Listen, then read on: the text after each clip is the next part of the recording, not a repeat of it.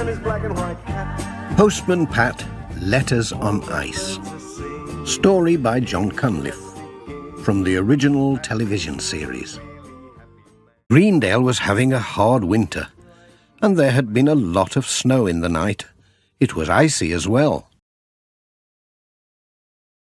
Postman Pat was out on his rounds as usual, but he had to go very carefully. Sam Waldron was out too, with his mobile shop. "Hello, Pat," called Sam. "Rough weather?" "Hello, Sam. How's it going?"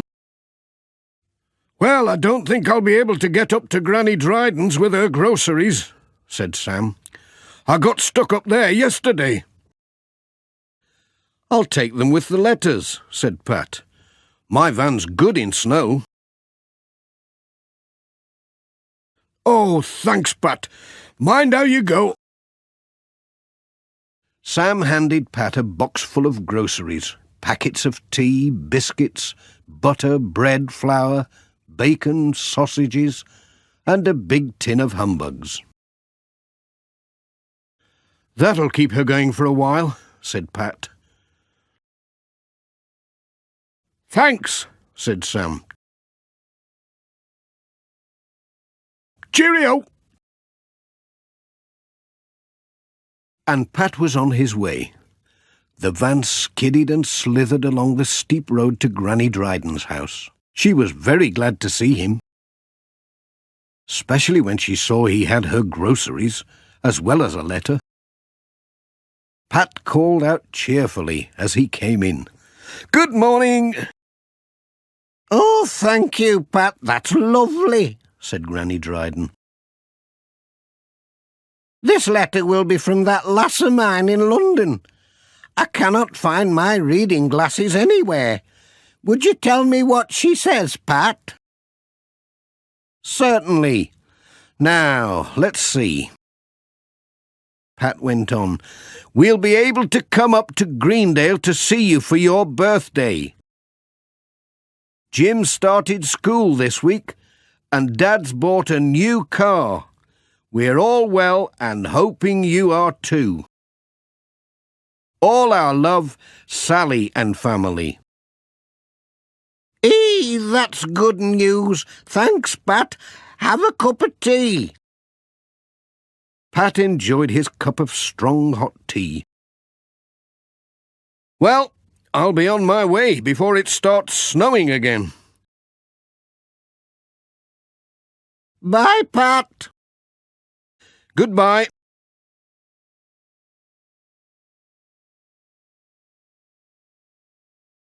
Pat's next stop was at Ted Glenn's workshop. "Morning, Ted." "Hello, Pat." Pat went to warm himself by Ted's stove. "That's a grand stove you've got there," he said. "I could do with that in my van. Ooh, it's lovely. Here's someone writing from a warm place. Australia." "It'll be our Bert," said Ted. "It's ages since he's written. That reminds me, I found Bert's old skates this morning. I reckon they'll be just about your size, Pat. Do you fancy trying them? They say the town's frozen hard." Pat looked at the skates. "Well, I don't know," he said. "I'd love to have a go. Is it safe?" "Aye, it's all right," said Ted. "Miss Hubbard tested the ice this morning. You never know when skates might come in handy." "Thanks, Ted. Cheerio." Pat was off again along the snowy roads. The wind was blowing the snow into drifts deeper and deeper. Soon he had to stop. Pat thought he would never get through with his letters now. Then he looked across to the lake and saw George Lancaster on the ice. That gave Pat an idea.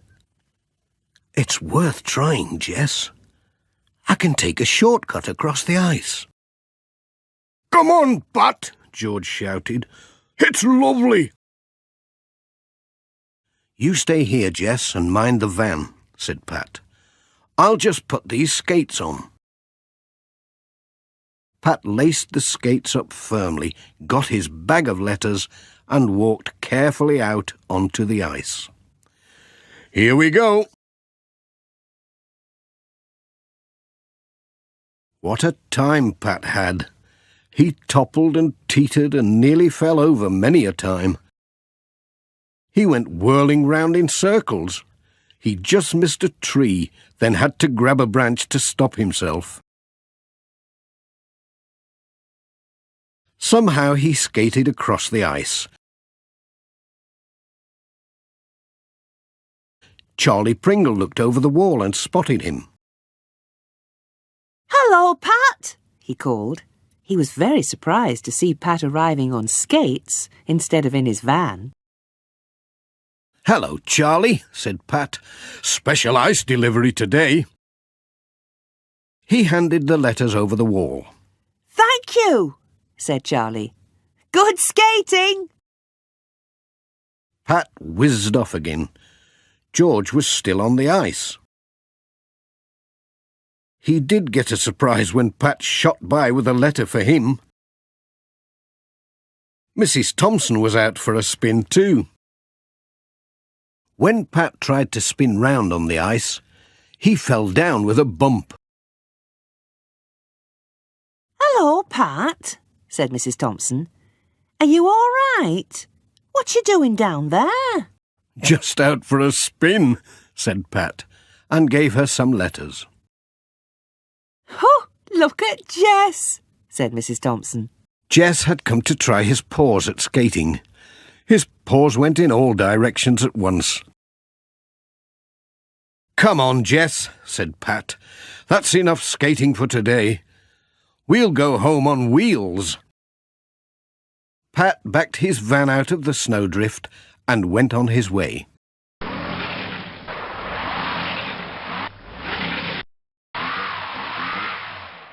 When Pat arrived at the school, there was no one there.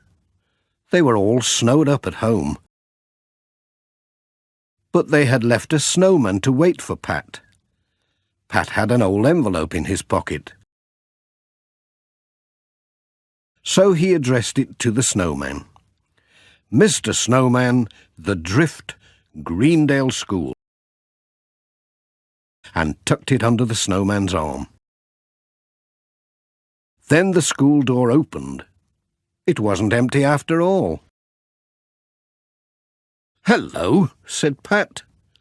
It was Ted Glenn and Miss Hubbard. "Hello, Pat," said Miss Hubbard. "Have you seen my bike?" "It'll be somewhere under this snow," said Pat. Pat thought he saw a handlebar sticking out of the snow, but it was only an old kettle. They found the bike at last.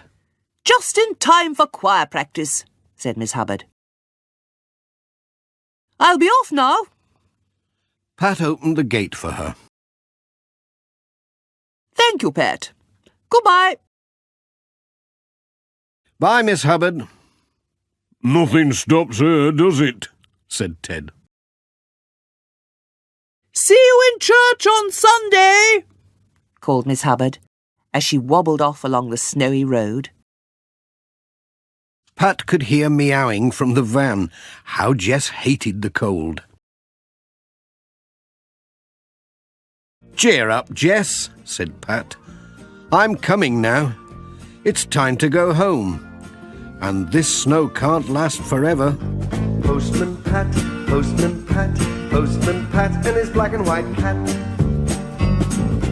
Early in the morning, just as day